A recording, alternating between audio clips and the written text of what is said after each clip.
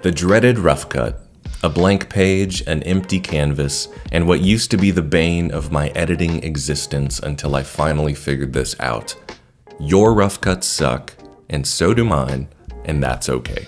In this video, I'd like to provide a little perspective that will make your rough cut process a lot less painful. My name is Austen Menges, and I'm the owner of Menges Post in Austin, Texas. I've been in business for over 20 years, and I'm passionate about helping editors transform their businesses. Ever since I started editing seriously in high school, my least favorite part of the process was starting with a blank timeline. I know the creative process requires a starting point, but it used to really stress me out. I would slave over the first rough cut. Deep down, I wanted it to be perfect. Whoever my audience was at the time, a teacher, a classmate, a friend, I wanted to impress them.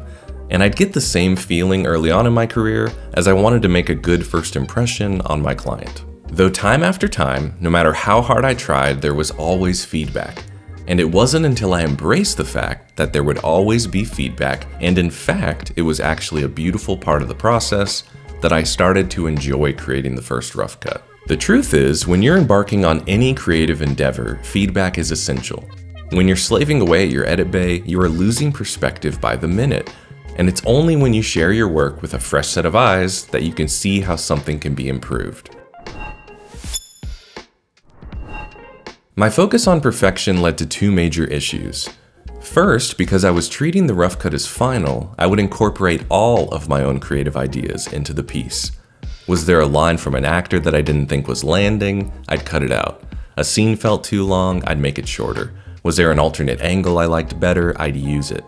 Don't get me wrong, adding your creative ideas is essential, but it's all about timing and expectations. If your client is expecting to see one thing and you present another, they will often ask you to go back and put in what you took out or made different, which is not a great way to kick off a creative collaboration. So my first piece of advice for your rough cuts is to present them as written. As for your creative ideas, I recommend writing them down or even having an extra timeline with some rough assemblies to save for later. Once I get the first round of feedback, I like to create some alternate versions to share my ideas. Since I started working this way, I've had much more success because I'm including the client in the creative process step by step, and I'm giving them options to choose from. The second main issue with trying to perfect a rough cut before sharing it is that I would get too attached to it. Because I had spent so many hours agonizing over it, the fact that there was any feedback at all was offensive to me. You can tell when you're working with someone who is too attached to their rough cut because making any changes between the first and second cut feels like pulling teeth. So my second piece of advice is to treat the rough cut as rough. Obviously, you want to put your best foot forward, but don't slave away at it unnecessarily.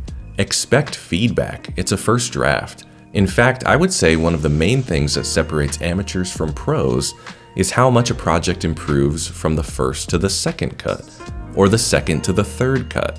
So make that your goal.